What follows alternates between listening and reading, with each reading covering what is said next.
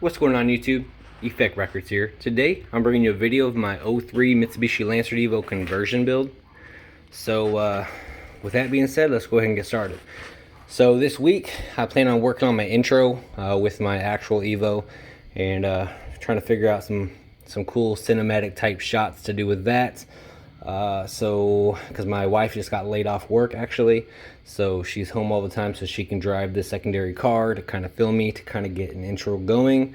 So I am working on that, so bear with me. So hopefully by next week I should have that done and use that as my intro. Well, anyway, so I wanted to get more than what I got done for this week's video, but I think I'm decently happy with my progress. So as you can see, there's a lot of tape over there, which I'll get to in a second. But what I did over the week is I kind of started boxing that up. Here, I got a light. So how it used to be open, where you can see through it. And then that one's kind of more like a triangle. It's a little bit different shape. I thought those plates were the same, but they're not. But you're not going to see. It's going to be under the car, so it doesn't really matter for the most part. But it's welded up all the way around on the other side, all the way. The only thing I need to do now is I need to remove the subframe and the rear diff so I can finish welding underneath of it, around the edges where I couldn't really get to an angle for the subframe was in the way, kind of thing. So that's one thing on that side. That's one thing I got done. I kind of took a look at the rear diff, or not the diff, the drive shaft. I'm not going to really get into that though, because I didn't really get much done, but I was looking at a way I can mount it. I do gotta modify something though. I don't know if I told you this in the last video, but I gotta modify these brackets here that I made for the rear diff itself.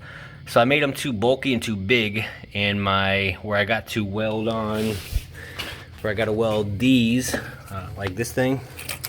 Well, I got to weld actually I think it's this one on both sides. So this is sticks in too far and it hits it or something, so I might have to modify that, but I'm not entirely sure yet because I wanted to get both struts done and get a lot of that done. So I removed the rear wheels. They were on the vehicle, but I removed them so I had a little bit more clearance. But yeah, and then once I remove this, I can also cut this little extra piece of metal off from that as well, because kind of how I do, I cut to fit basically is what I do. So there's that. So now the only really thing I got to talk about, this video might be a little shorter than the other ones, which might not be that bad, but the next thing I got to talk about is the strut. That's the last thing that I was really trying to work on. It's definitely a long process because I'm trying not to warp this metal and make it the design that I don't want it to. So I got to go slow on it, and I'm trying not to warp anything because right now I don't got the struts in it with the strut bar. So now if it warps, I'm not going to know until it's like done. And then I have been periodically checking it. I did this little thing kind of set up there so I could just hurry up and set this in, make sure it still fits the way it needs to be, because that would suck if I'm welding on this and then it pulls one way or the other and then I'm finished with it and it just doesn't fit. That would kind of suck. But anyway, so I finished with this side completely. I primered it and also seam sealed it. So I got this stuff is what I used to seam seal it. Roof and flashing polyurethane sealant. So this is what my auto body instructor, when I was going through auto body, told me to use for seam sealer because it's cheaper and it does the same thing, is what he was saying. So that's what I used to seam seal. So I seam sealed all the way around where it goes to the outside, and that's kind of what I'd done. And then but before I seam sealed it, I did primer it. So I primered it. I did 3 coats of primer, and then I seam sealed it all the way around after it dried. And then that led me to a design idea that I wanted to do. So this wasn't in the original plan. I want it to look good, and I didn't know how to make it look good. I knew if I put body filler on it, just straight body filler, it'd probably just crack. So I didn't want to do that. because of the forces from it hitting with the strut and stuff like that. So I didn't want to do straight that. So I wanted to do something stronger. So I opted to go with fiberglass. Now, I ordered some fiberglass off Amazon today. I went out trying to get some and I couldn't find anybody that had any fiberglass or for a reasonable price.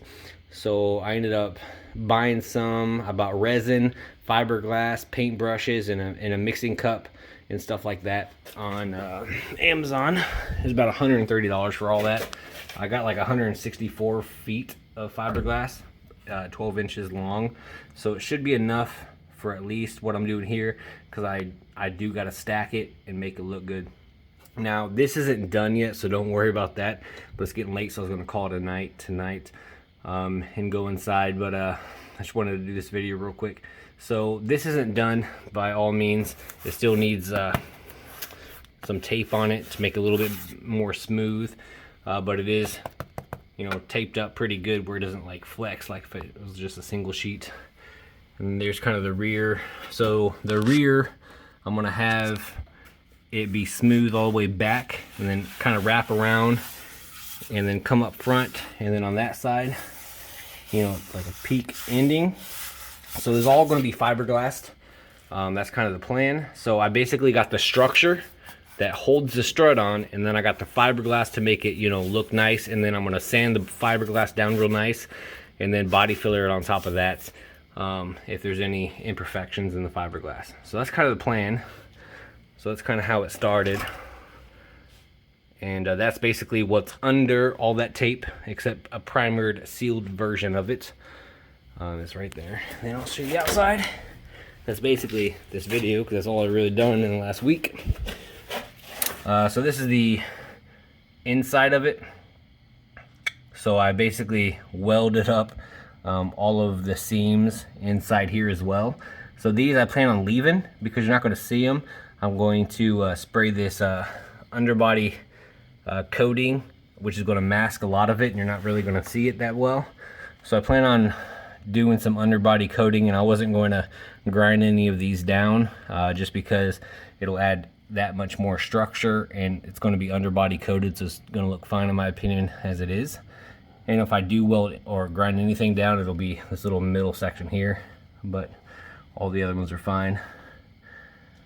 So that's basically the casing of it, and then I got the strut that mounts right through there. So after I lay the fiberglass, I'll drill my holes and be good to go. So that's kind of the plan. Like I said, it's not done. This is just how I wanted to. I'm gonna try to have my videos done by Friday, and today is Friday, so that's why I'm posting this video.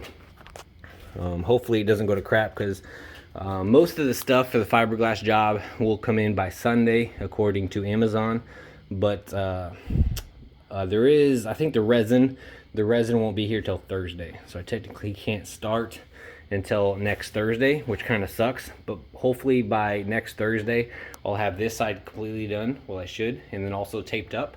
So next video you should see both sides taped up. Hopefully something with the drive shaft mounts as well, and hopefully it's looking a little bit better. But I think the way that, you know, it's coming together, I think it looks pretty good for right now. I think it'll work. I think it'll do the job. Yeah, so only time will tell. I think it's coming along real nice personally, and yeah. All right guys, I'll catch you on the next one. All right, peace.